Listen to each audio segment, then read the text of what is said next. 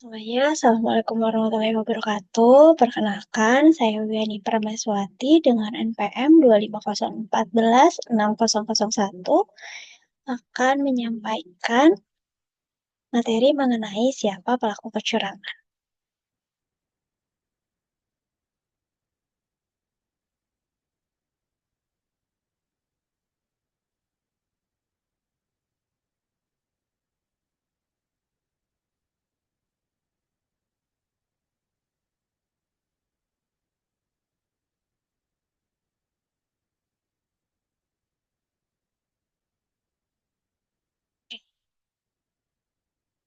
Sebelum kita mulai materi, kita flashback dulu sama salah satu anime kesukaanku. Mungkin ada yang ingat ini siapa? Jadi ceritanya gini, kenapa ditampilin? Karena waktu pas dengar siapa pelakunya, begitu yang pop up pertama kali adalah si tokoh ini gitu. Kalau misalnya ada yang belum tahu, dia adalah Shinichi Kudo atau Conan Edogawa. Jadi dia itu adalah mm, detektif SMA yang hebat banget. Kemudian diracun, dia minum obat, akhirnya dia mengecil jadi anak SD. Nah, di setiap filmnya itu, di setiap dia tuh akan selalu mengungkap sebuah kasus, either itu pembunuhan, penculikan, pencurian, atau apapun. Nah, kenapa sih disangkut pautkan dengan materi yang sekarang? Karena tiap kali Conan mau menyelesaikan masalahnya tuh dia selalu berpegang pada tiga hal. Yang pertama dia akan selalu bertanya sebenarnya siapa sih pelakunya, terus kenapa sih dia ngelakuin hal itu, dan yang terakhir gimana caranya dia melakukan hal tersebut. Itu ini adalah tiga pengungkapannya yang sesuai sama yang akan kita bahas nih hari ini mengenai siapa pelakunya dan kenapa dia melakukan hal itu. Kalau bagaimana caranya ya minggu kemarin teman kita udah ngejelasin pengertian fraud dan yang lain-lainnya. Jadi kita nggak akan bahas lagi itu.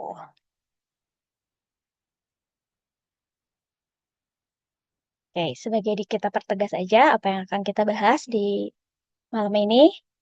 Yang pertama, siapa sih yang melakukan kecurangan? Yang kedua, tentang segitiga kecurangan. Yang kedua, sorry, segitiga kecurangan. Dan yang ketiga, elemen tekanan, kesempatan, dan rasionalitas. Chapter pertama, siapa pelakunya? Menurut KBBI, pelaku itu memiliki beberapa artian. Yang pertama, orang yang melakukan suatu perbuatan. Yang kedua, noun, pemeran, pemain, sandiwara, atau sebagainya. Yang ketiga, orang yang melakukan suatu perbuatan, subjek dalam suatu kalimat atau sebagainya yang merupakan pelaku utama dalam perubahan situasi tertentu. Dan yang terakhir, noun, seseorang, tidak harus seorang aktor, yang menampilkan tokoh dalam pertunjukan teater. Terus, kecurangan itu apa sih? Kalau di KBBI, kecurangan itu punya artian perihal kecurangan, perbuatan yang curang, ketidakjujuran, keculasan. Jadi, kalau kita gabung menurut KBBI, pelaku kecurangan artinya orang yang melakukan perbuatan perihal kecurangan. Selain itu, ada juga pengertian kecurangan menurut Association of Certified Fraud Examiners atau ACFE dalam Report to the Nation. Jadi, pelaku kecurangan adalah individu atau kelompok yang dengan sengaja melakukan penyalahgunaan jabatan atau pekerjaannya untuk memperkaya diri melalui penyalahgunaan atau pencurian sumber daya organisasi. Sumbernya ACFE 2002, Occupational Fraud 2002, A Report to the Nation.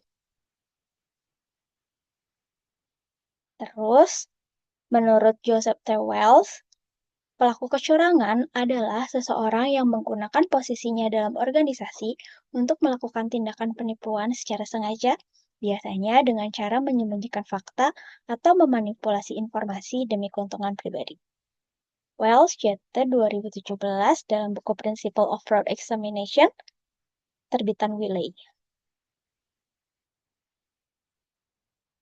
Terus, menurut The Institute of International Auditors atau IIA, individu internal maupun eksternal yang dengan sengaja melakukan tindakan ilegal atau tidak etis untuk memperoleh keuntungan finansial atau non-finansial melalui penyimpangan, manipulasi, atau penyalahgunaan aset. IIA International Professional Practice Framework (IPPF).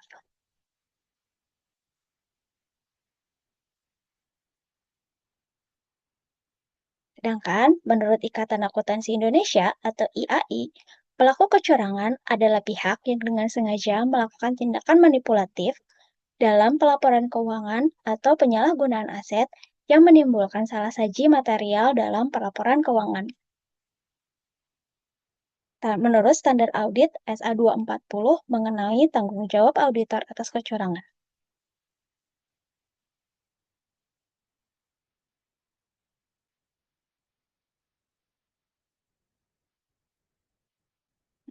Menurut Donald R. Creasy, pelaku kecurangan adalah individu yang berada dalam posisi kepercayaan dan melanggar kepercayaan tersebut ketika menghadapi tekanan finansial, memiliki peluang, serta mampu melakukan rasionalitas atas perbuatannya. Versi DR 2953, Other People Money, A Study in the Social Psychology of Embezzlement. Setelah kita tahu pengertian dari pelaku dan kecurangan, dan menurut para ahli, pelaku kecurangan itu apa? Kita kan jadi nanyain nih, sebenarnya pelaku kecurangan itu siapa aja sih? Kita bahas sekarang. Yang pertama, ada pegawai. Biasanya mereka akan melakukan employee fraud. Pegawai level staff biasanya menjadi pelaku yang sering ditemukan dalam kasus fraud operasional. Hal ini dikarenakan mereka memiliki akses langsung ke sistem atau aset. Contohnya, penggelapan kas, memalsukan bukti transaksi, markup biaya perjalanan. Lalu ada manajemen dan eksekutif. Mereka melakukan manajemen fraud. Dalam level ini, pelakunya adalah manajer, direktur, bahkan CEO. Akibat dari fraud ini biasanya akan besar. Hal ini dikarenakan melibatkan pengambilan keputusan yang strategis. Contohnya, manipulasi laporan keuangan atau window dressing.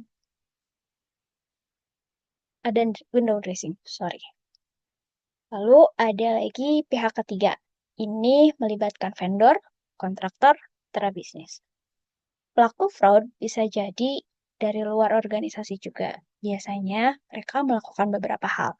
Contohnya, vendor melakukan penggelembungan harga, kontraktor membuat proyek fiktif, kolusi antara supplier dan pegawai internal dalam pengadaan barang dan jasa. Lalu yang terakhir, ada pihak eksternal atau external fraudster. Pelaku external fraudster ini tidak bekerja dalam organisasi, tetapi menyerang sistem atau memanfaatkan kelemahan pengendalian. Contohnya, hacker, pelaku phishing, penipuan identitas, pemalsu dokumen.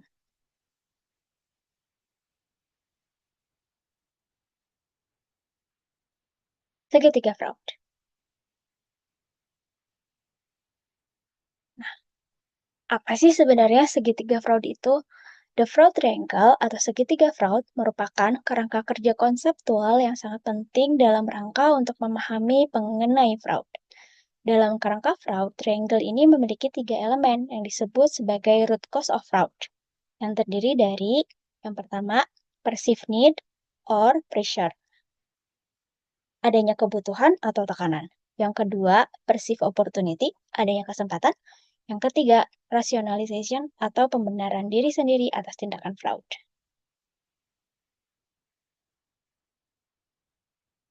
Oke, kita bahas siapa yang nemunya. Yang nemuin adalah Donald R. Creasy. Dia lahir tahun 1919 sampai dengan 1987.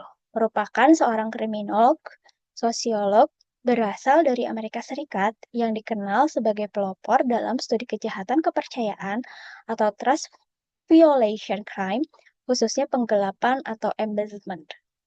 Dia merupakan penemu dari teori segitiga fraud. Sekarang kita bahas teorinya. Di sini kita lihat ada segitiga sama sisi. Sisi yang pertama kita bahas dulu yaitu pressure. Pressure atau tekanan melibatkan kebutuhan keuangan. Bisa juga tekanan keuangan, seperti kebutuhan untuk dapat melaporkan hasil keuangan yang lebih baik daripada kinerja yang sebenarnya, frustasi dengan pekerjaan, atau bahkan tertantang untuk mengalahkan sistem yang dapat memotivasi kecurangan.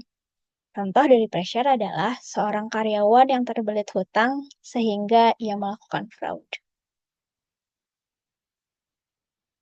Segitiga kedua di bawahnya yaitu opportunity atau kesempatan. Saat seorang pelaku kecurangan menyadari bahwa dia dapat menyembunyikan kecurangan yang dia lakukan, maka dengan kata lain terdapat peluang atau kesempatan yang dimiliki. Menurut Tracy, ada dua komponen peluang, yaitu pertama, general information, yaitu pengetahuan bahwa kedudukan yang mengandung kepercayaan dapat dilanggar tanpa konsekuensi. Yang kedua, technical skill, atau keahlian yang dimiliki seseorang tersebut akhirnya mendapatkan kedudukan yang bertujuan agar fraudnya bisa disembunyikan. Contohnya, di perusahaan pengawasannya lemah bahkan tidak ketat, maka dengan mudah karyawan tersebut mengambil barang cacat produksi untuk dijual kembali. Segitiga terakhir yaitu rationalization. Pelaku kecurangan membutuhkan cara untuk merasionalisasikan tindakan mereka agar dapat diterima. Misalnya, ternyata di lingkungan tersebut perbuatan mengambil barang cacat produksi sudah wajar dilakukan oleh pegawai, sehingga dia berpikir ini adalah hal yang umum dan wajar meski tidak diperbolehkan.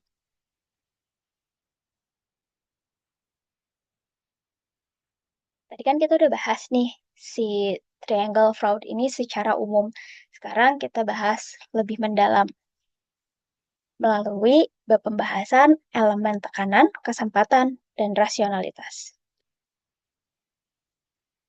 Kita bahas elemen yang pertama, yaitu elemen tekanan. Sebagian besar ahli kecurangan percaya bahwa tekanan dapat dibagi menjadi satu, tekanan keuangan, dua, tekanan untuk melakukan perbuatan jahat, tiga, tekanan terkait pekerjaan, dan keempat, tekanan lainnya. Kita bahas lebih dalam. Yang pertama, tekanan keuangan.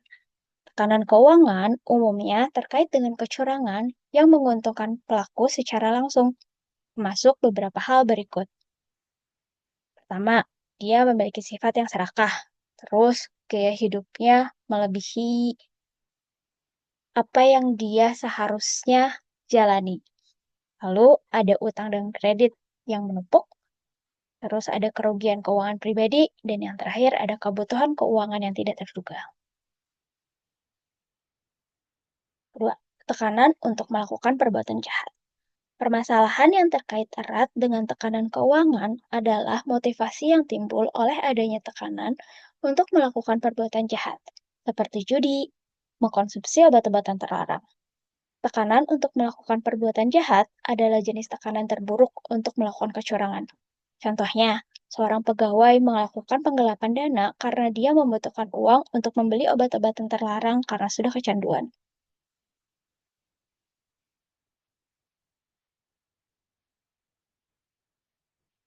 Tekanan terkait pekerjaan.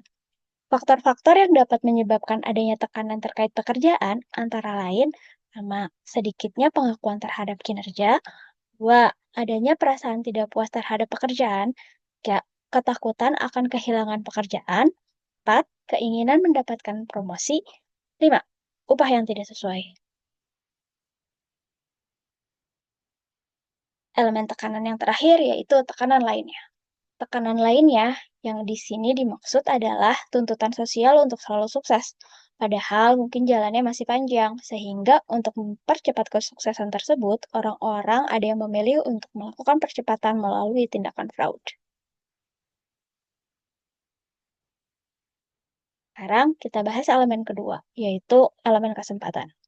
Kesempatan yang dimiliki untuk melakukan kecurangan, menyembunyikan, atau untuk menghindari adanya sanksi tegas adalah elemen kedua dari segitiga kecurangan. Terdapat 6 faktor utama yang dapat meningkatkan kesempatan yang dimiliki seseorang untuk melakukan kecurangan dalam organisasi. Antara lain, yang pertama, kecurangan pengendalian atau mendeteksi dan atau mencegah kecurangan.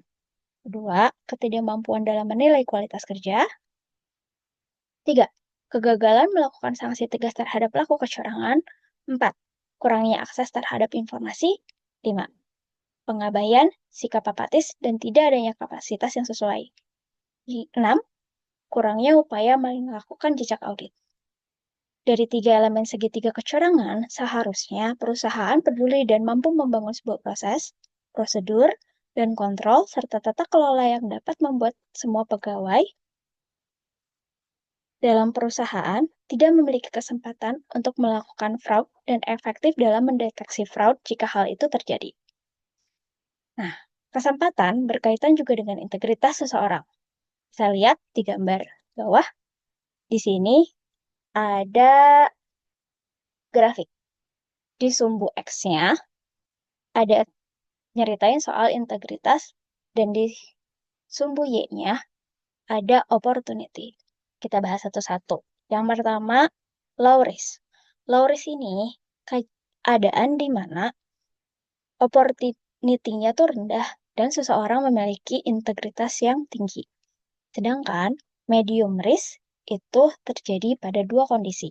Yang pertama, sebenarnya dia punya integritasnya rendah, tapi opportunity-nya juga rendah. Dan yang kedua, opportunity-nya yang tinggi, tapi dia punya integritas yang tinggi. Dan yang terakhir, high risk, yaitu keadaan di mana integritasnya rendah dan kesempatannya benar-benar tinggi.